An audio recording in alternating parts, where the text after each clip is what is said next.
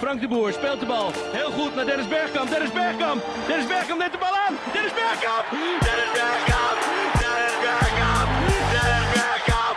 Dennis Bergkamp. Exagerarlo para Fabinho. Se le escapa la pelota y va Modric. Va. Señoras y señores, va Modric. Va. Habilita a Vinicius. Va Vinicius. Vino para Benzema.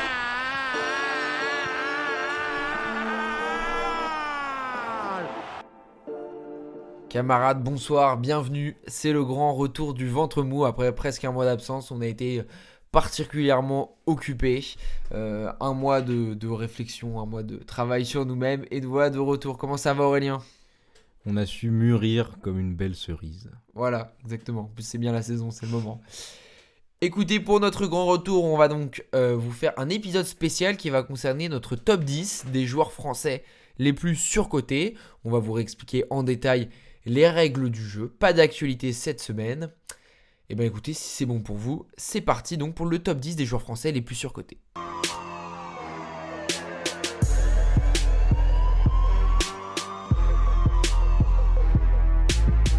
Alors Aurélien, c'est parti, c'est le menu, le plat principal du jour, notre top 10 des joueurs français surcotés. Alors déjà, avant qu'on commence, je vais rappeler un petit peu les règles et les grands principes de ce jeu. C'est un top 10 qui est personnel, qui est donc extrêmement, et même beaucoup plus que tous les top 10 qu'on pourra faire en général, qui est extrêmement subjectif. Puisque bien sûr, le fait d'être surcoté, sous-coté ou bien coté dans le monde du football, ça part d'un ressenti personnel sur ce que l'on attend, sur ce que l'on voit, sur ce que l'on aime, ce que l'on n'aime pas, etc. Et le deuxième point, c'est que le fait d'être surcoté ou sous-coté ne définit pas votre niveau. C'est-à-dire qu'on va citer des joueurs qui sont surcotés selon nous, ça n'empêche pas qu'ils soient très forts et qu'on les aime beaucoup. Il y a des joueurs qu'on va citer quand on fera un jour le top 10 des joueurs sous-cotés, qui ne sont pas des grands joueurs, mais ils sont fortement sous-cotés. Je pense par exemple à Pierre Lesmelou, pour vous donner un exemple, qui n'est pas un grand joueur, c'est un très bon joueur, mais c'est pas un grand joueur. Donc là, voilà, il va y avoir quelques gros noms. Forcément, ça va faire parler, ça va faire polémiquer, parce que pour un seul et même joueur, il y a des gens qui peuvent vous dire qu'ils sont sous-cotés ou surcotés, avec dans les deux cas des arguments tangibles et rationnels. Donc, c'est ici notre ressenti personnel. Ça te convient comme règle, Aurélien ? Très bien, très bien. Eh ben écoute, c'est parti.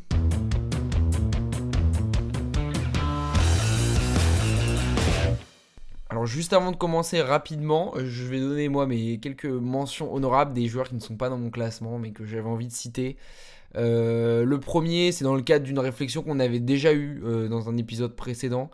C'est Zaïre Emery. Non pas que moi je pense que je peux pas le mettre dans mon top 10 parce qu'il est trop jeune, je trouve.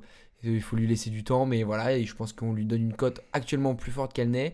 Et sinon, je les ai pas mis dans le top 10, mais en tant que co-animateur d'un supporter niçois, j'étais obligé de les citer, Todibo et Kefren Turam, qui auraient mérité pour moi d'être dans mon top 10. Voilà, donc je sais pas si toi t'as des mentions honorables ou si tu veux qu'on attaque direct. Non, mais j'ai eu des mentions honorables dans ma tête parce que j'ai littéralement hésité à mettre Zaïre Emery. Je me suis dit la même chose que toi. Et Todibo, non, je voulais pas le mettre. Par contre, Kefren, j'y ai pensé, puis je me suis dit que bon, au final, là, plus Ouais, personne... toi, ton problème, c'est que Dante, il est pas français. Alors, j'ai hésité à faire une blague et non, ouais, bah non, c'est juste ce qui m'a pas dérangé, c'est qu'au final, Thuram, la hype est bien descendue alors qu'il joue bien en plus. Donc, mais Todibo, jamais de la vie, je le trouve très fort. Mais Zaïre Emery, je suis assez d'accord et pour les mêmes raisons que toi, je l'ai pas encore mis. Et bah écoute, très bien, on attaque le top 10.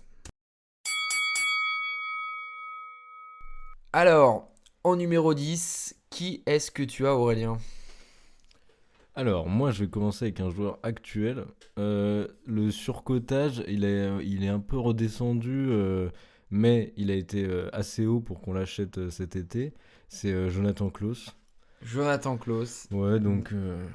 Donc 10ème chez toi, je Ouais. le note. En fait, donc c'est un joueur qui a connu une hype énorme tard dans sa carrière au RC Lens, comme on le sait tous. Et il y a eu à ce moment-là, donc il a fait quoi, 2-3 ans au RC Lens. Et il y a eu cette période horrible où certains le présentaient comme un mec à absolument mettre en équipe de France, Titulaire. un incontournable titulaire pour aller à la Coupe du Monde. Résultat, il a été Les sélectionné. interviews où il pleurniche aussi. Ah putain, oui, voilà, exactement. Il a été sélectionné, une horreur. Ah, t'es dur, mais... Une horreur. Ensuite, le mec ne change pas de championnat, va à l'OM, dans un cadre où on lui donne en plus les clés de titulaire, fait n'importe quoi. Et là, c'est vraiment n'importe quoi. Il a été horrible. Et mine de rien, il arrive à 2-1 être racheté par le GC Nice, faire de la merde, et en plus être resélectionné en équipe de France. Voilà, pendant que Malo Gusto est un des meilleurs joueurs Voilà. de Chelsea n'est pas sélectionné. Mais ça, Alors ça, c'est les mystères de Deschamps, tu vois. Quand il prend des bonnes décisions, c'est-à-dire ne pas faire venir Jonathan Klaus, il revient on a dessus. dit on parle pas de l'équipe de France et on commence à monologuer sur Deschamps. Bon. Et On reparlera de Deschamps dans la vidéo. oui. Moi le premier. Donc pour toi, Jonathan Klaus, Ouais, non, 10ème. Pas bah- impossible qu'on en entende en parler d'ici quelques minutes. Bah, en fait, c'est un joueur qui a été vraiment objectivement bon en Ligue 1. Moi, il y a un truc qui m'énerve, c'est quand les mecs deviennent mauvais, plus ou moins inexplicablement, quand c'est dans le même championnat. Par ailleurs, on précise que évidemment, là, il est coaché par celui qui l'a fait découvrir et être bon. Donc, j'aime pas quand c'est incompréhensible et j'aime pas l'avoir à l'OGC Nice, en fait. Très bien, Jonathan Klaus 10ème. Alors moi, mon numéro 10, déjà, petit préambule rapidement en ce qui concerne mon top 10. J'ai pris quelques joueurs qui ne sont plus en activité, mais la majorité le sont parce que je pense que pour juger du sous-côté, sur-côté, il faut avoir quand même bien vu jouer, ou en tout cas un minimum le joueur. Donc voilà, j'ai fait une majorité de joueurs encore en activité, ou au moins que j'ai bien vu jouer, il y a quelques exceptions. Alors mon numéro 10, ne quittez pas le podcast après avoir entendu, je vais m'expliquer. Mon numéro 10, c'est Presnel Kimpembe, qui est mon joueur qui ouvre ce top 10. C'est pas non plus le plus surcoté de ouf, selon moi. Tu auras l'occasion de donner ton avis plus tard. Mais voilà, je pense qu'il a fait des bonnes saisons, que ce soit au PSG ou en équipe de France. Maintenant, ça fait 3 ans ou 2 ans qu'on l'a plus vu. Il reviendra sûrement jamais à son meilleur niveau. Et son meilleur niveau n'est pas une dinguerie non plus. Donc moi, quand j'entends des supporters, notamment parisiens, forcément, c'est ceux qui sont le plus concernés, dire à longueur de journée que s'ils avaient Kimpembe, ce serait différent. Quand Kimpembe il va revenir, ça va être différent. Machin, il nous manque notre taulier. C'est un mec génial, on adore, il met la bonne ambiance. Mais par exemple, je trouve que si on compare avec un autre joueur du PSG, Kimpembe est plus loin de Marquinhos qu'il n'est proche de Rami en termes de niveau. Ouais, on peut l'entendre. Bah, moi, je vais en reparler plus tard, donc Voilà, je sans dévoile spoil. pas toutes mes cartes. Très bien, et ben écoute, on passe au numéro 9. Alors Aurélien, quel est ton numéro 9 ? Bon, alors on en a discuté. Moi, du coup, ça va être le Dugarry, surnommé Dugashi, qui aussi, grâce à une propagande qu'il a faite lui-même, se présente comme un joueur important des années 90, limite un joueur charnière de l'équipe de France. Ce qu'il a jamais été, parce que d'ailleurs il a jamais été vraiment un pilier. Je suis même pas sûr qu'il ait joué beaucoup de fois titulaire d'ailleurs dans sa vie en équipe de France et dans sa Non. carrière. En tout cas pas en 98. Hein. Donc voilà, juste un joueur on entend beaucoup parler, parce qu'on l'entend beaucoup parler lui aussi, donc qui nous fait un gros battage médiatique, mais c'est vrai que heureusement les gens parlent pas trop de lui, parce qu'il mérite pas vraiment qu'on parle de lui, parce que c'est un joueur très moyen au final toute sa carrière, quoi. Voilà. Ok, moi je l'ai pas dans mon top 10, mais il aurait eu tout à fait sa place. Moi, mon numéro 9, c'est Amine Gouiri. Alors, pourquoi Amine Gouiri ? Parce que je pense que c'est un attaquant correct de Ligue 1. À Lyon, il a jamais été très bon. Il a eu, au début, quand il est transféré à Nice, au début, il est fort. Mais en fait, je pense que c'est un an et demi, il a été bon. Je parle sous ton contrôle. Il a capitalisé dessus. Il a apporté autant d'emmerdes que d'autres choses dans ses passages successifs. Et il m'a jamais convaincu, ni dans un sens, ni dans l'autre. Je trouve que c'est un peu... alors, c'est pour ça que je le mets que 9ème, hein, c'est pas une dinguerie, mais l'archétype de ces joueurs de Ligue 1 qui ont fait une bonne saison. Et puis derrière, c'est tout, quoi. Lui, c'est pareil dans le cas des mecs frustrants, mais c'est encore pire que Klose, parce qu'il fait cette saison exceptionnelle, effectivement, à Nice, où on va en finale de Coupe de France, où il est notre meilleur buteur, un des meilleurs buteurs de Ligue 1, où dans le jeu, il est vraiment parfait. Et lui, il devient mauvais après la fin de cette saison. Il y a la rentrée, et il fait 2 mois, mais qui sont horribles, quoi. Et c'est à ce moment-là qu'il est transféré avec l'échange avec Rennes, etc. Et oui, actuellement, c'est un joueur très moyen, dont on parle encore, effectivement, à cause de cette saison surtout. Mais bon, heureusement peut-être qu'il est arrivé à Rennes et pas... Enfin pour nous non, parce qu'on s'en serait mieux sorti, mais c'est peut-être pas plus mal qu'il soit à Rennes plutôt que dans un club de PL où il aurait pu atterrir sur une année de chatte. Ouais, c'est sûr. Et puis, Au final, bon... Ouais, mais c'est ça fait partie de ces mecs qui ont eu pas mal de bouches, quoi, on va dire, et qui au final n'ont pas confirmé. Le numéro 8 d'Aurélien est Florian Thauvin. Florian Thauvin. Ouais, donc Florian Thauvin, bah, moi, c'est la période surcotée, c'est évidemment la période marseillaise. Ouais. À préciser que donc, ce gars a fait plusieurs clubs avant de retourner à Marseille, notamment. Non, avant d'aller à Marseille, donc à Lille où il était pas mal. Puis il a beaucoup joué dans la pire période de Newcastle en Championship où il était horrible. Ensuite, il arrive à Marseille et le pouvoir des supporters marseillais, c'est de faire de légende des mecs moyens, quoi. Et autre chose, il y a un personnage important aussi qui fait qu'on a trop entendu de Florian Thauvin pour moi, c'est Didier Deschamps, qui a cette fâcheuse tendance à, dès qu'il peut trouver un espace pour un Marseillais, le mettre. Et alors, de fait, Florian Thauvin, c'est des énormes saisons statistiques en Ligue 1, énormes, des bonnes saisons statistiques en Ligue 1. Franchement, des bonnes performances, pas toutes les saisons et pas n'importe quand, mais c'est dans un Marseille très moyen. Et c'est ça que les gens ont tendance à oublier, Ouais. c'est que la période soi-disant dorée avec Thauvin et Payet qui étaient revenus, et ben c'est des périodes pourries, à part la finale d'Europa League, où globalement ils y arrivent grâce à une tête de Rolando, là. Et ben c'est pas du tout une bonne période, c'est pas un joueur qui a réussi à emmener l'OM assez loin pour qu'on le présente comme même une légende de Marseille en vrai. Et voilà, c'est un joueur avec qui j'ai du mal, qu'on a pour moi trop vu en équipe de France et dont on a trop parlé, quoi. Ouais, bah écoute, moi je suis plutôt d'accord, je l'ai pas mis, j'y ai pensé aussi. C'est sûr que moi je pense, hein, après j'ai pas eu cette discussion récemment, donc on va être dans de l'imaginatif, mais que si tu vas parler avec des supporters marseillais, ils pourront aisément, la majeure partie d'entre eux, soutenir la thèse que Thauvin, c'est pas forcément meilleur, mais en tout cas tu peux le comparer à des mecs comme Dembélé, Kingsley Coman, etc. Jamais de la vie. Jamais de la vie. Dembélé, il est frustrant, il est chiant, il rate beaucoup et tout, mais il est dans un autre monde que Florian Thauvin. Et c'est en ce sens que je pense qu'il est surcoté, moi aussi, même si je ne l'ai pas dans le top 10. C'est que sa valeur réelle est inférieure à sa valeur chez une bonne partie des gens qui l'ont connu, surtout en tant que supporter, qui forcément biaisent les réflexions. Alors moi, mon numéro 8, c'est là où ça rattrape l'idée de attention, surcoté, sous-coté ne veut pas dire est-ce que vous avez été un bon joueur ou un mauvais joueur. Mon numéro 8, c'est Nicolas Anelka. Pour mes OG. Non pas que c'est été un mauvais joueur. Ses premières années au PSG sont excellentes. Mais je pense qu'on aura bien le temps de redéfinir et de redévelopper cette thèse plus tard du what if. Il a bâti aussi beaucoup sa carrière sur et si il est à son meilleur niveau, etc. Et que finalement il a fait plus de flops que de réussite. Et Dieu sait qu'il a joué dans beaucoup de clubs. Vous me pardonnerez, j'ai sa fiche Wikipédia sous les yeux parce que je la connais pas par cœur. Mais ensuite, après le PSG, il y a Arsenal, donc là qui est aussi plutôt un bon passage, même s'il y a des problèmes, des difficultés. Ensuite le Real, le retour au PSG, ça vous connaissez. Puis ensuite Liverpool, Manchester City, Fenerbahçe, Bolton, Chelsea, Shanghai, Juventus, West Brom, Mumbai. Tout ça pour dire que même, et puis en équipe de France aussi, hein, quand même 69 sélections pour seulement 14 buts. Moi par exemple, à titre personnel, je me souvenais pas qu'il avait joué 69 matchs en équipe de France. Il tombe dans une des pires périodes de l'EDF sans aucun doute. Et en ce sens, je pense aussi que c'est des joueurs qui ont été particulièrement impactants par leur image, mais qui l'ont été moins par leur rapport et leurs résultats. Donc je pense qu'il mérite sa place dans le top 8.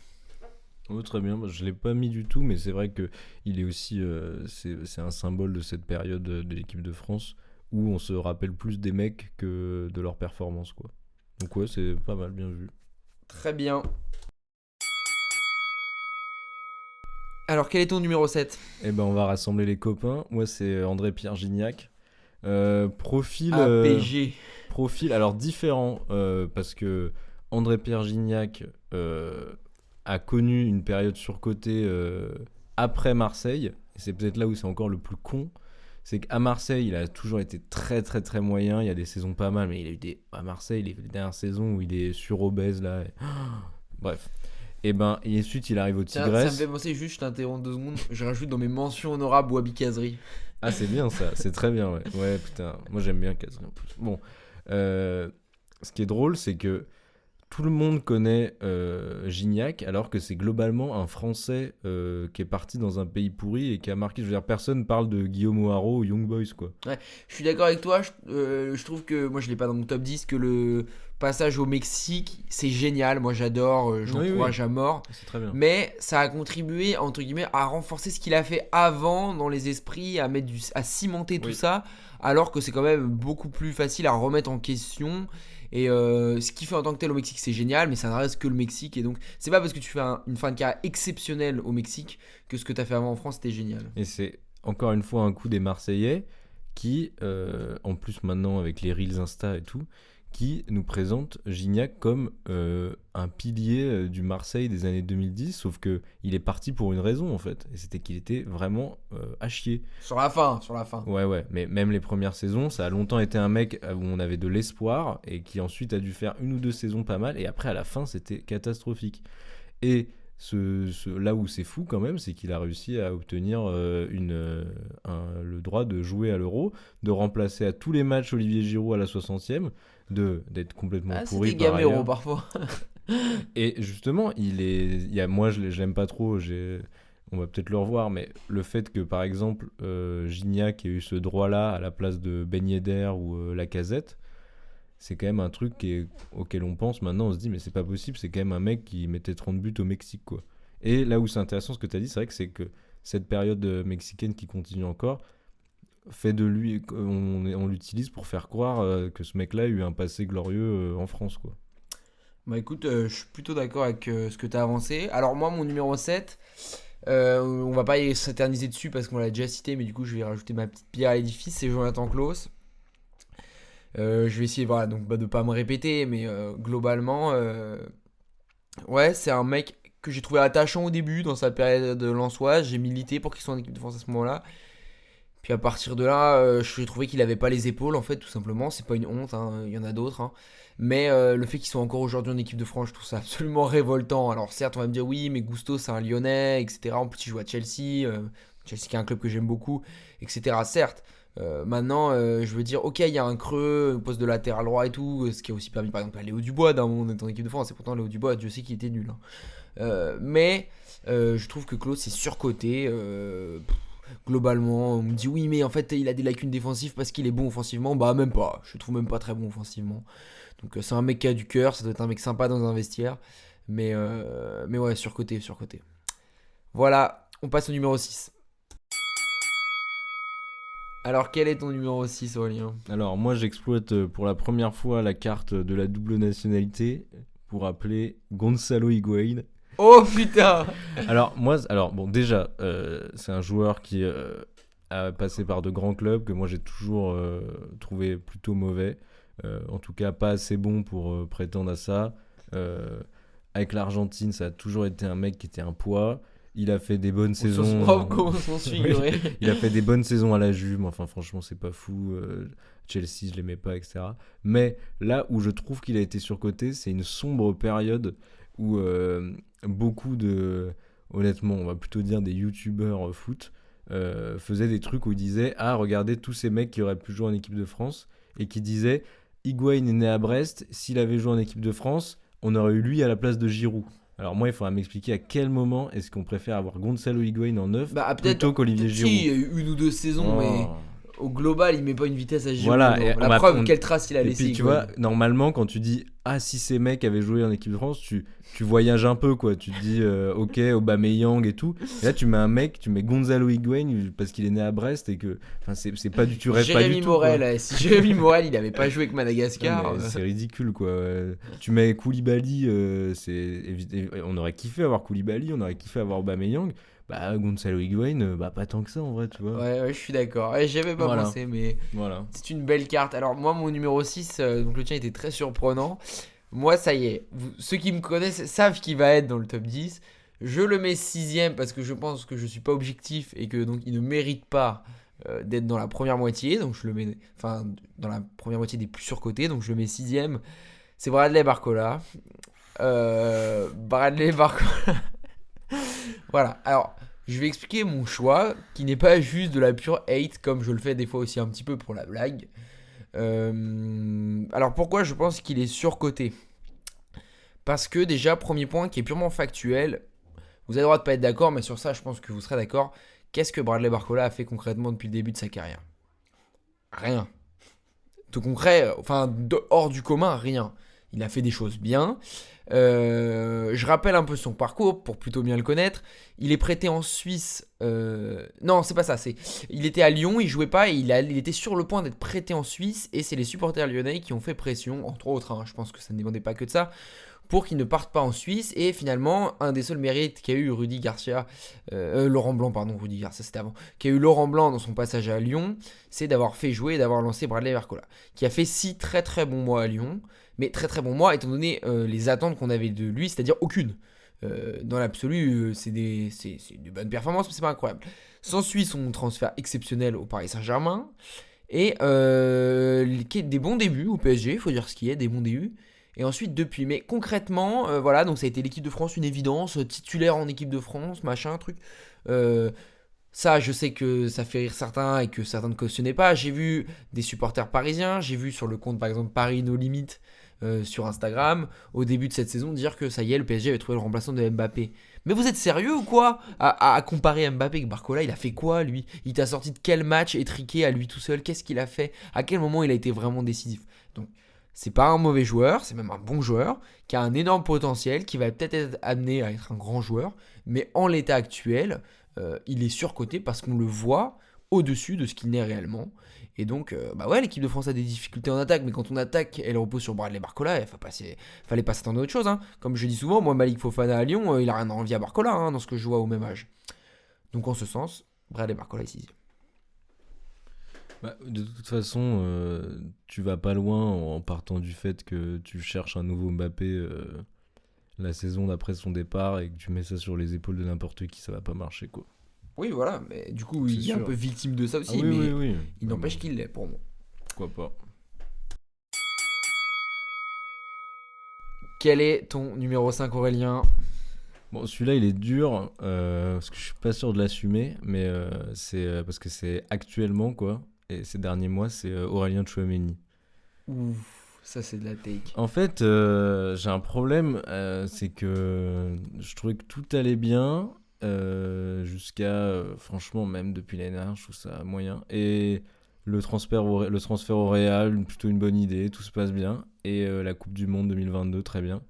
Et à partir de là, après, t'as eu le truc avec les anciens au milieu de terrain, où t'avais l'impression que ça bloquait, etc.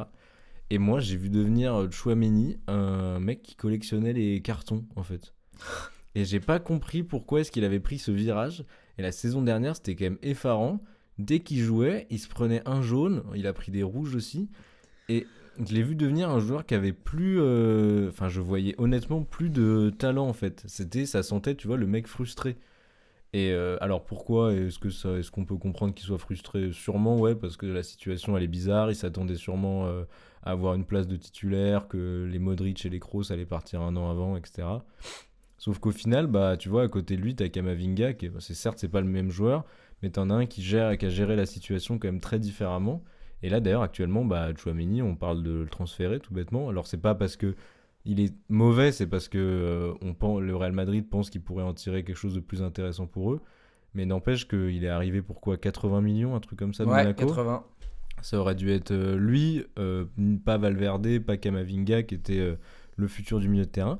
Et je comprends pas pourquoi, et c'est un peu pareil avec l'équipe de France, il s'est mué en juste un mec qui se prend des cartons, quoi. Après, je sais pas si c'est moi qui suis fou, mais j'ai l'impression qu'à chaque match, il fait franchement, ça, quoi. c'est un point de vue qui se défend. Après, je pense qu'il n'est pas forcément aidé par sa situation au Real, parce que déjà, ils le font jouer défenseur central parfois pour combler les trous.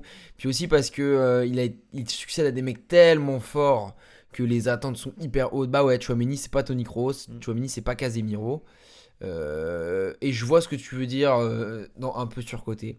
C'est une take. Il y a la même chose avec l'équipe de France, dans le sens où t'es censé succéder à Pogba, Kanté, quoi. Ouais. Mais bon. Mais du coup, ouais, ça peut se défendre. Mais du coup, je pense que tu seras d'accord avec moi pour dire que c'est les joueurs qu'on peut considérer surcotés, tout en disant qu'ils sont forts. Oui, bien sûr. C'est pas fort et avec évidemment une marge, parce que potentiellement qu'un transfert lui ferait du bien. Il est super jeune. C'est juste un truc à ce moment-là que j'ai ressenti un switch que j'ai pas compris, quoi. Ok, très bien. Alors, moi, mon numéro 5, donc dans ces joueurs surcotés, je reprends mon classement pour essayer de pas me tromper. Celui-là me déchire le cœur.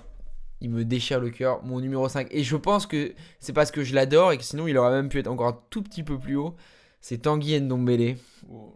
Je pense que Tanguy Ouais, Ndombele est particulièrement surcoté. Et pour remettre les choses tout de suite au clair, son passage à Lyon est exceptionnel. Il est excellent, il est énorme. C'est pas ceux-là que je remets en cause, pas du tout. Il est trop fort. Si seulement on pouvait avoir un mec du niveau de Ndombele au milieu de terrain à Lyon en ce moment. Je pense que il souffre d'un phénomène TikTok, notamment. Il souffre d'un délit de faciès également. Donc il a une part de responsabilité aussi à vouloir faire le mec trop street. Le coup de la TN où il marche sur la semelle comme si...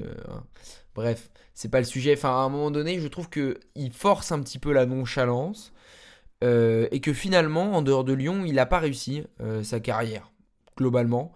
Bon, Amiens avant, j'ai pas vu jouer, je peux pas vous en parler, mais voilà. Tottenham, c'est un échec total dans une génération où il y avait vraiment la place de s'imposer. C'est qu'il n'a pas été victime de la concurrence. Et puis ensuite, tout ce qu'il a fait, notamment à Nice, tu peux en parler. C'est pas du tout à la hauteur des attentes. C'est un mec qui a pas l'hygiène de vie d'un footballeur professionnel, qui a pas la rigueur, qui a pas le travail et qui avait eu un énorme potentiel. Et donc voilà, il surfe sur ce what if parce que quand tu regardes des edits ou des highlights de lui, putain c'est fort, c'est fort. Et personne lui prend le ballon quand il a le ballon dans les pieds. Donc en ce sens, je pense qu'il est fortement surcoté et qu'il aurait même pu se retrouver plus haut. Là, ce qui est sûr, c'est que depuis la fin de Tottenham, le passage à Naples, aujourd'hui à Nice, il y a ce que tu as dit, il y a un problème surtout d'hygiène qui se voit avec le poids, etc. Mais toi, comment est-ce que tu expliques ce qui se passe dès son arrivée à Tottenham, en fait? Pourquoi est-ce Je pense qu'il a pas je pense qu'il a pas la mentalité. Tout simplement, je pense qu'à Lyon, il était encore jeune, peut-être sur une pente ascendante et qu'il avait, je ne veux pas les détails, mais qu'il était dans un climat qui lui permettait d'être bon. Est-ce que tout est parti en couille au moment de son transfert à Tottenham, comme Pepe par exemple quand il part à Arsenal, il le digère pas du tout, ou est-ce que ça remonte à plus loin? Je sais pas, mais c'est un mec qu'on voyait très très haut et qui n'aura pas du tout été à la hauteur des attentes. Voilà, on va rentrer dans le top 4. Aurélien, ton numéro 4 est? Alors, je l'ai disais tout à l'heure, moi c'est Ben Yedder. Ouf, j'y pense aussi. Alors moi, Ben Yedder, ça fait longtemps que j'ai beaucoup de mal avec lui. En fait, c'est vraiment le ressenti à la con, mais pour moi, c'est vraiment littéralement le Penaldo, quoi. En fait, il y a plusieurs trucs qui m'ont toujours dérangé, c'est que c'est le nombre de sélections qu'il a en équipe de France. Par ailleurs, je trouve qu'il y a un truc de manque de respect envers Deschamps, c'est-à-dire qu'il a toujours sélectionné pour les amicaux et les matchs à la con, il a jamais fait sélectionner pour les grands événements. Ça, à sa décharge, ça se fait pas. Par contre, Ben Yedder, je suis désolé, mais c'est un mec qui, quand tu regardes les matchs de Monaco, il a honnêtement, en tout cas, ça fait trop longtemps, quoi. Il a pas apporté grand-chose depuis plusieurs années. Je trouve qu'il a toujours été c'est un bon neuf, mais... C'est un bon neuf, mais qui a toujours été très aidé par des excellents coéquipiers. Je pense par exemple à Golovin, que j'ai toujours trouvé qu'il avait mis très très bien Ben Yedder, et qui de fait, oui, a eu la chance de tomber dans une équipe qui est très forte pour se retrouver avec des pénaltys. De fait, c'est un truc qui fait bien, mais enfin, quand t'en mets 40 par saison, des pénaltys, tu finis par savoir faire, quoi. Et c'est vraiment con, mais ça t'énerve un pénaldo, quoi, tu vois. Donc voilà, Ben Yedder, que je comprends pas trop pourquoi est-ce qu'on parle autant de ce mec, pourquoi est-ce qu'on a fait... Là, c'est plus trop maintenant, mais tous les vu ans... les affaires récentes extra-sportives... En plus, oui. Mais tu vois, c'est toujours pareil, on a eu le truc... on va me prendre pour un raciste qui défend Giroud, mais c'est juste la période où les gens chouinaient sur Giroud pour des raisons à la con, en plus. C'était toujours mais Ben Yedder, bah non, pas Ben Yedder, je suis désolé, mais parler de Benzema, Ben Yedder, arrêtez, quoi, ça va, quoi. Je suis d'accord, et juste moi je veux pas revenir sur tout ce que tu as dit parce que je suis d'accord, mais sur la partie il est sélectionné que pour les matchs qui comptent pas. Ok, question simple, je pense que vous serez d'accord avec nous. Qu'est-ce que Ben Yedder a de plus que Lacazette? Évidemment, exactement. Au moins, Lacazette aurait mérité au moins les matchs amicaux que Ben Yedder a eu. Lacazette, je m'en fous, c'est pas du tout le sujet de la vidéo, j'en ai rien à foutre, on en parlera peut-être un autre jour, mais moi je suis obligé d'en parler. Lacazette est le seul joueur de l'histoire de l'équipe de France qui fait sa dernière sélection sur un doublé face à l'Allemagne et qui derrière s'arrête, non pas de son choix, il est toujours sélectionnable en théorie. Et donc voilà, grosse injustice, en tout cas... Je dis pas que Lacazette a forcément toujours été des kilomètres au-dessus de Ben Yedder, mais en tout cas, il était pas en dessous. Mon numéro 4, alors là, bon, c'est un peu polémique, mais je pense pas non plus que ce soit une trop gros hot take non plus. C'est Samir Nasri. Samir Nasri, numéro 4. Je viens de faire Tanguy Ndombele. Rien à voir en termes de style, mais en termes de délire, je trouve que c'est un peu pareil. C'est un peu Nasri, c'est un peu un mélange de pas mal de trucs qu'on a déjà cités, je trouve, du mec qui fait une très bonne période, on va dire, et qui surfe dessus toute sa vie. Il est bon à Marseille, il est bon à Manchester au début, mais en même temps, ça n'a jamais été le cadre de Manchester comme on pourrait le croire dans certains développements. C'est un joueur qui vous marque quand vous êtes supporter, quand vous êtes entraîneur, quand vous êtes coéquipier. C'est pour ça que je pense que tout le monde du football en parle en disant mais tu sais Nasri à quel point c'était fort. Mais je pense qu'au global, c'est une carrière ratée, finalement. Ça me fait un peu penser à Anelka aussi, la même génération hein, d'ailleurs. Une carrière en équipe de France qui est dramatique, compte tenu de son potentiel. Et donc voilà, je pense que Samir Nasri, en plus, toujours pareil, très exposé médiatiquement aujourd'hui, donc ça cimente ce qu'il a fait par le passé. Non pas l'idée de dire que ça a été un mauvais joueur, bien au contraire, mais que simplement la perception qu'on a elle est supérieure à la perception qu'on devrait en avoir. Non, bah très bien, ouais, il y en aura un de cette génération qui va venir, mais c'est vrai que elle est quand même assez typique, toutes ces générations 2010. Il y a Jérémy Ménez aussi, pareil. J'y ai pensé, je l'ai pas mis. C'est tous ces mecs-là qui étaient plus ou moins des virtuoses techniques, mais Benoît Tremolina, mais qui arrivaient pareil, quoi. Geoffrey Kondogbia. Marvin Martin, et puis... Voilà. Non, mais oui, je suis complètement d'accord, ouais. Alors maintenant, place au très sérieux, le podium.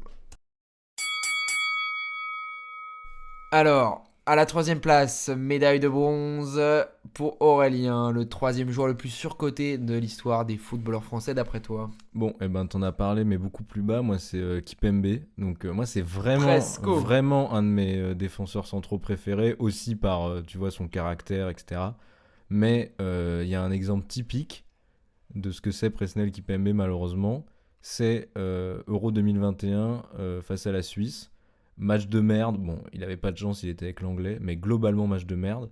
Et il met un penalty où il crie très fort. Et maintenant, tous les edits, c'est là-dessus. Il est vrai que moi-même, j'avais oublié qu'il avait fait de la merde, mais quand j'y pense... Bah, en fait, mais alors, encore une fois, avant, globalement, franchement, jusqu'à 2020, on va dire, parce qu'il est très bon quand ils font le run en finale, le PSG. Moi, j'adorais ce mec, je l'ai même trouvé sous-coté, tu vois, depuis très longtemps, on l'a vu monter, etc. Puis, il y a des séries de blessures hardcore qui le poursuivent encore, où il revient plusieurs fois, et il y a une horrible saison avec donc celle avec Messi, Neymar, donc la 2021, où il fait juste... c'est juste devenu un casseur. Je me rappelle de matchs, notamment, je crois, face à Tel Aviv, bon, en même temps plus ou moins mérité peut-être, mais où il fait des centaines de fautes.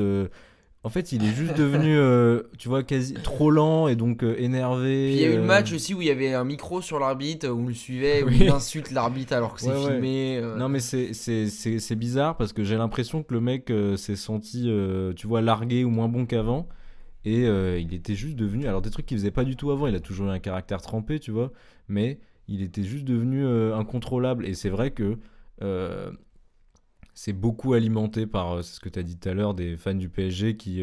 Mais après, je pense que c'est parce que là encore, ça va, tu vois, pour une fois. Mais il y a tellement eu des galères en termes de charnière défensive que les fans du PSG sont obligés de vivre avec une sorte d'espoir de ce mec. Ouais, et puis on voyait en sauveur, lui le etc. nouveau Sakho aussi. Ouais, Même ouais. si, après, si je peux me permettre, Sakho n'a jamais été un grand joueur, même si je l'adore. Ça a été un très très bon joueur. Pas de référence à Guardiola, mais Sakho, attends, capitaine du PSG à 19 ans. Enfin, faut se rendre compte de la dinguerie. C'est lui qui nous qualifie pour la Coupe du Monde 2014 et tout. Je retire vraiment rien, mais un peu comme Kimpembe, même si Kimpembe, je pense, c'est pire. C'est des mecs qui sont ultra attachants, que tout le monde adore. Sur qui, toi, quand t'es joueur, t'aimes jouer avec eux, tu sais que tu peux compter sur eux. Et voilà, c'est pas Gérard Piqué, même si par exemple, j'aime pas Gérard Piqué. Mais voilà, du coup, je suis d'accord sur Kimpembe. De toute façon, je l'avais mis, même si je l'avais mis beaucoup plus loin. Moi, mon numéro 3, j'ai essayé de pas trop taper non plus sur cette communauté parce que j'en aurais bien eu envie de faire un top 10 à au moins la moitié des Marseillais. Mais là, je suis désolé. Mon numéro 3, c'est Dimitri Payet. Je pense Ouah, que Dimitri j'ai- Payet Putain. est un top 3 ultra mérité. Pour plusieurs raisons. On va dire oui, tu parles en tant que Lyonnais, machin. Non. Dimitri Payet a été par moment un très bon joueur de foot. Je remets pas ça en cause. Par son passage à West Ham, même si moi, in my book, son passage à West Ham est surcoté. Les fameux The Street Won't Forget. Oui, voilà, comme Yannick Bolasie, comme Jermaine Defoe, etc., qui ont été des bons joueurs de PL, mais qui concrètement n'ont pas fait des dingueries. Alors, si, il y a des buts de ouf, hein, attention, et tout, mais c'est pour ça que je pense que les buts de ouf, le dessert, pareil, les edits sur TikTok, etc., ça a été un bon joueur par moment, mais au global, c'est tellement de gâchis, Payet. En 2016, il est trop fort, mais sinon, en équipe de France, qu'est-ce que c'est? Il fait rien. Une fois, enfin, la moitié des années de sa carrière, il est en surpoids largement. Son retour à l'OM, c'est un flop. À chaque fois, il y a des problèmes, etc. Enfin, quand on entend parler de Dimitri Payet, t'as l'impression qu'on entend parler d'Antoine Griezmann. J'ai vu des mecs dire que Payet, par moment, il avait rien à envier à Griezmann. Mais vous êtes fous, quoi. Vous êtes fous. C'est comme Barcola avec Mbappé. Mais arrêtez de comparer l'incomparable. N'importe quoi. Donc, moi, je le dis, Payet, pour moi, il est surcoté. Ça veut pas dire qu'il est nul. Ça veut pas dire que c'est un peu dans la lignée de Florent Thauvin. Simplement, il y a tellement de passion à Marseille. Et puis, en plus, comme t'as le sélectionneur de l'équipe de France qui est pro-marseillais, t'as toujours des passes droits. Dimitri Payet, au moins la moitié de ses années en carrière, elles sont décevantes, elles sont pas au niveau. Et en plus, il a rien gagné, même si je voulais pas le sortir en premier parce que pour moi, c'est pas ce qui définit forcément en premier lieu la carrière d'un joueur. Donc voilà, Dimitri Payet sur le podium de mes joueurs surcotés. À la deuxième place, certains diront la place du con. Parce que tu gagnes pas, mais t'es tout proche. Médaille d'argent, Aurélien, deuxième joueur le plus surcoté. Alors c'est très amusant parce que sans concertation, tu l'as vendu, c'est Mamadou Sakho. Donc Mamadou Sakho, un de mes joueurs préférés de tous les temps, Moi aussi. mais qui, bah, évidemment, mais qui vit, et je l'alimente aussi, sur un très grand SI, c'est la période du dopage là, où, qui l'empêche de faire l'Euro 2016 et qui ensuite le fait sombrer. Alors il y a plusieurs choses. C'est déjà que oui, Mamadou Sakho a été défenseur central titulaire de l'équipe de France, etc. Il avait été capitaine avec le PSG. Il a joué à Liverpool. Alors aujourd'hui, Liverpool, on se dit incroyable et tout. C'est le pire Liverpool depuis les années 2000, quoi. C'est le Liverpool des années 2010 à 2015. Il est là quand Jürgen Klopp le reprend et ça devient fort. Et à ce moment-là, évidemment, il est plus là du coup. Sakho a été titulaire et un titulaire incontestable à Liverpool. C'est dans un très mauvais Liverpool. En équipe de France, pareil. C'est dans une équipe de France moyenne qui se construit et qui va ensuite, bien sûr, 4 ans après, gagner la Coupe du Monde sans lui. Aller en finale de l'Euro 2016 sans lui. En gros, Sakho, malheureusement, il est incontestable et très fort dans des équipes moyennes. C'est pareil avec le PSG, malheureusement. En fait, il part globalement quand le PSG prend une autre dimension avec un grand Laurent Blanc, etc. Moi, c'est un joueur que j'aime bien, mais je pense que c'est pas plus mal qu'il y ait eu cette histoire de dopage, peut-être, parce que sinon, il serait parti par la petite porte aussi, quoi. Et on vit là-dessus. Je pense que c'est une autre époque de l'équipe de France où, s'il avait été là maintenant, ou même tout bêtement, même en 2018, parce qu'en 2016, c'était vraiment chaud. Enfin, on avait eu quand même Rami Koscielny à Milan, quoi. Non, attention. Koscielny dit Attention. Milan, mais ça Je s'était suis bien amoureux de passé. Koscielny. Non, mais déjà, je voulais en parler dans les sous-côtés. Mais bon, bref. Il n'aurait pas existé dans un autre contexte, je pense, malheureusement. Mamadou Sakho, c'est une icône pour des grands gestes, des grands actes. C'est un mec grave cool, mais qui appartient à son époque, c'est-à-dire la période globalement 2010-2014 de l'équipe de France et de sa carrière avec le PSG puis avec Liverpool, mais à chaque fois dans des équipes qui n'ont pas du tout le niveau qu'elles ont actuellement. Et voilà, je pense qu'il est surcoté parce que on l'aime beaucoup ce mec, mais c'est tout, quoi. C'est justement parce qu'on l'aime beaucoup qu'il est Ouais. surcoté. Ouais. Très bien. Et ben alors moi, vous allez me demander ce qu'il fait là. Et moi aussi, des fois, je me demande pourquoi je l'ai mis là maintenant. Mon joueur numéro 2 des joueurs les plus surcotés, c'est un gardien. Et c'est le seul qui, je pense, avant que ton numéro 1 soit un gardien, moi le mien, ça n'en est pas un. C'est Michael Landreau. Alors vous dites, pourquoi il fait débarquer Michael Landreau ici maintenant? Eh ben parce que je pense que Michael Landreau, c'est l'archétype du joueur de Ligue 1 surcoté. Il a fait toute sa carrière en Ligue 1 avec une longévité de malade. Pendant près de 20 ans. Donc il a tout un tas de records avec lui. Le nombre de matchs joués, le nombre de clean sheets, le nombre de victoires, etc. Tout plein de trucs. En plus, il a joué dans plein de clubs de Ligue 1 différents. Moi, là où je m'en souviens le mieux, c'est à Bastia. Et je sais que c'était pas glorieux. Je pense que Michael Landreau est fortement surcoté dans le sens où il a fait une très bonne carrière de Ligue 1 et on a tendance à croire que donc ça fait de lui un des meilleurs gardiens français de l'histoire. Je pense que non, parce qu'en équipe de France, finalement, il a quasiment rien fait. Il jouait pas beaucoup. Quand il jouait, c'était pas fameux. Il est jamais parti à l'étranger. Ça, après, c'est pas forcément un problème. Je dis pas qu'il faut quitter la Ligue 1 pour forcément faire une grande carrière. Mais en même temps, si t'es le meilleur, il y a forcément des grands clubs qui vont te vouloir. Ce qui n'a pas été son cas. Je pense que c'était un des derniers gardiens à l'ancienne, notamment par sa taille, qu'il n'a pas du tout révolutionné le jeu, ni rien du tout, que surtout c'était une grande gueule, qui avait des grandes phrases, que je pense notamment à son penalty raté en finale de Coupe de France, si je dis pas de conneries, avec Nantes, parce qu'il a aussi une forte place dans les médias, etc. Et que il a été érigé au rang d'icône de Ligue 1 et que pour autant ça n'aura jamais été plus qu'un bon gardien de Ligue 1, à la seule différence près qu'il est resté très longtemps. Donc voilà, mon numéro 2 c'est Michael Landreau. D'ailleurs, je pense que tu vas être d'accord avec moi, mais pour moi, Landreau, il est à des kilomètres de Ruffier, par exemple. Des kilomètres peut-être pas, mais... Je sais pas. Pour moi, c'est... Moi je suis pas un grand fan de Ruffier non plus, mais... Ouais, mais pourtant, tu vois, en termes de... Et pourtant, Ruffier a peut-être un truc surcoté dans le sens où... Moi je pense que Landreau, il a le... Allez, si tu veux, peut-être là où on peut se rejoindre, c'est que ils ont le même niveau, mais simplement Landreau là sur une beaucoup plus longue période. Peut-être, ouais. Mais Ruffier, il y a un truc, moi, que j'ai toujours trouvé impressionnant quand même, en termes d'instinct et même des trucs de physique athlétique, etc. J'ai toujours trouvé qu'il a eu des périodes impressionnantes quand même. Alors que Landreau, La différence c'est près vrai. que Landreau il a quand même gagné quelques trucs quoi. Ouais, oui, mais après, peu cher. Ouais. Non, mais je pense que c'est des mecs plus ou moins typiques. Et d'ailleurs, encore une fois, un mec que j'adore, Ruffier, je l'adore. Et j'ai pensé à le mettre en surcoté aussi. Mais écoute. Ouais. Bon bah écoute, on passe au numéro 1 pour conclure Et Benoît ce Costil top alors 10. Bah Benoît Costil, j'en ai rien à foutre. Alors, c'est l'heure du numéro 1.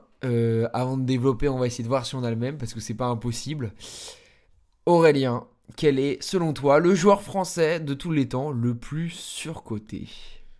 Moi, c'est celui que des amis à lui ont présenté comme meilleur que Messi. Ouais, bah je crois qu'on a le même.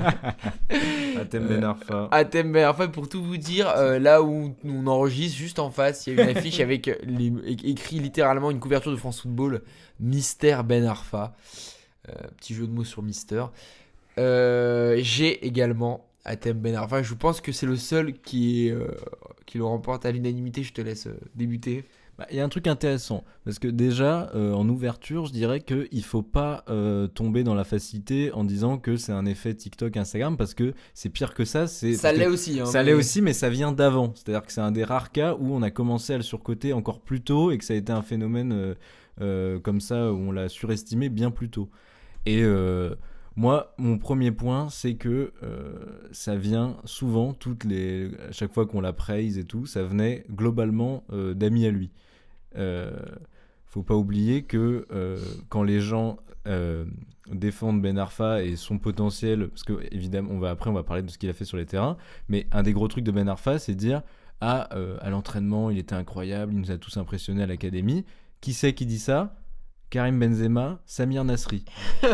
Bon, moi, des copains qui veulent me faire plaisir, ils peuvent aussi mentir sur mon niveau. Non, Aurélien, à Versailles Chantier, si vous l'avez vu dunker sur Édouard Valire, vous savez. Non, mais c'est quand même... Bon, donc ça, c'est un point qui est important, c'est que, évidemment que... Enfin, je veux dire, Benzema, il dit à l'académie, il était... non, c'est Nasri qui dit Ben Arfa était bien meilleur que Benzema à l'académie. Mais un joueur comme ça, c'est évident qu'il va être impressionnant à l'académie. Les mecs comme ça, ils sont impressionnants toute leur vie. Ben Arfa, à 10 ans, évidemment, il est capable de dribbler tout un terrain et c'est impressionnant. Pour autant, ça fait pas de lui un mec qui a le potentiel d'être meilleur que Messi. Ouais, ça ne marche pas là-dessus. On se rend pas compte des comparaisons. En fait, on compare un mec qui a finalement pas fait grand-chose à Lionel Messi. Enfin, il n'a rien il était fait. plus fort que Zidane aussi, mais arrêtez. Bon, maintenant, il faut regarder la carrière de Ben Arfa. Bon, Lyon. Très fort à Lyon, mais très fort à Lyon. c'est comme Barcola tout à l'heure, c'est dans un contexte où on n'a pas d'attente. C'est ça. Ensuite, donc, il part à Marseille à ce moment-là, c'est ça? Je vais revérifier parce que du coup, il a fait Ensuite, pas bon mal. voilà. Ensuite, il finit par aller à Hull City. Et à ce moment-là, il entre dans une période où c'est les fameux The Street Won't Forget. Après, il y a la meilleure partie, c'est quand il est au PSG. Ça, c'est après. Mais là, t'as le truc de The Street Won't Forget qui confirme quel joueur c'est. C'est-à-dire un joueur. Si tu veux mon avis, à partir du moment où il y a The Street Won't Forget, Bien sûr. pour moi, tu es surcoté. Bah, mais- c'est ça qui est drôle, c'est que c'est des joueurs qui sont faits pour ça. C'est-à-dire des joueurs à paillettes qui vont faire des actions folles, qui vont très bien rendre en highlight, etc.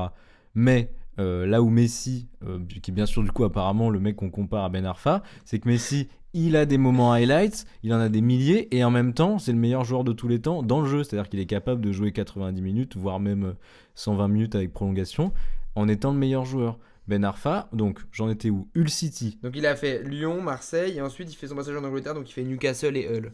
Hull City, il faut savoir que quand même, le mec, là maintenant, quand on le voit avec le maillot d'Hull City, c'est quand il met son but, le seul but qu'on voit de Hull City. Après, il a où plus dévale joué à le truc. Newcastle, mais ouais. Alors, moi, là où je viens pour Hull City, parce que c'est intéressant, c'est qu'il était détesté par tous les fans parce qu'il faisait pas la passe. T'imagines, ça c'est un truc en CM2 normalement, il fait pas la passe.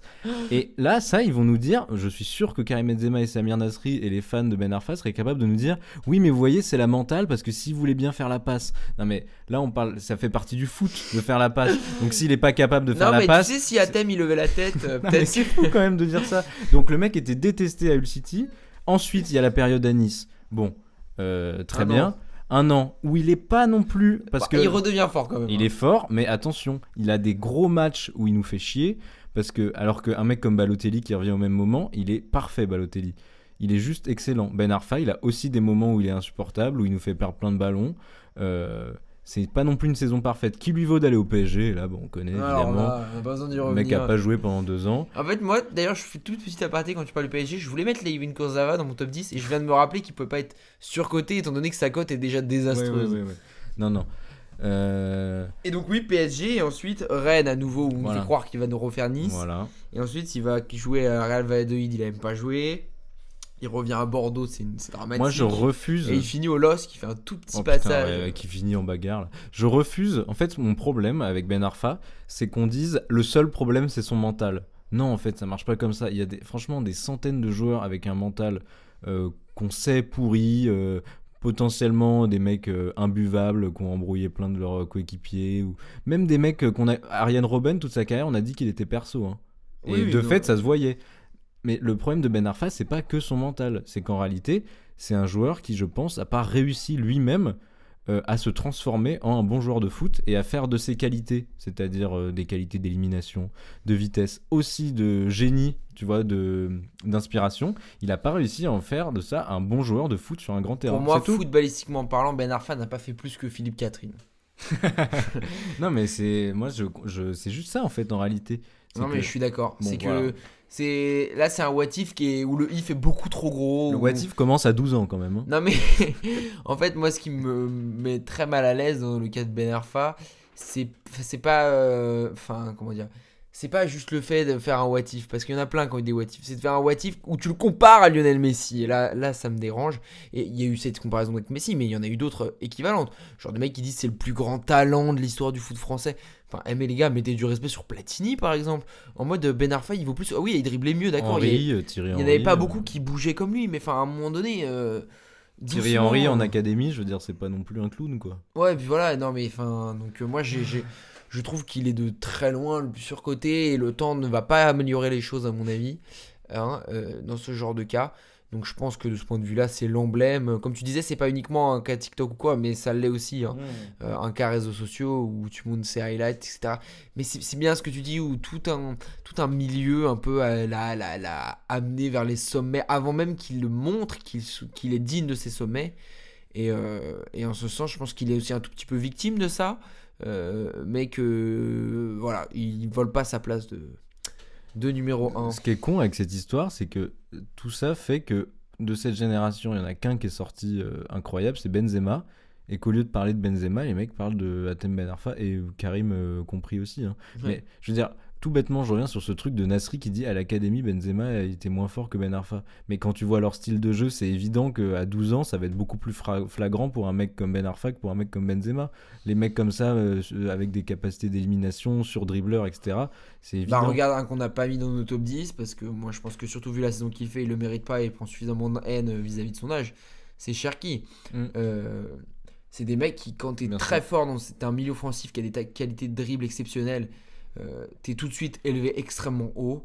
Donc ouais, je suis d'accord avec toi, ça se voyait plus. C'est sûr que c'est plus Ouais. visible qu'un Bakary Bien Sagna. sûr, bien sûr. Et alors pour conclure, moi je pense à une caméra cachée qu'avait fait Greg Ouais, j'ai la Guillotin, ref. où il interviewe Ben Arfa et il lui fait croire qu'il va être transféré à Guingamp. Et à ce moment-là, Ben Arfa rigole. Et ben pourtant, je crois qu'il aurait bien aimé aller à Guingamp à la fin. Voilà, bah écoute, à la fin, c'est tout comme. Eh bien, on referme ce top 10. On espère que ça vous aura plu pour notre grand retour. On fera sûrement d'autres top 10 dans les prochaines semaines. Peut-être pas tout de suite, on verra selon l'actualité un peu. On va varier. Mais en tout cas, c'était un plaisir, surtout que quand il s'agit de découper, c'est tout de suite très marrant. Donc, on vous fait de gros bisous et puis on se dit à bientôt. Allez, ciao.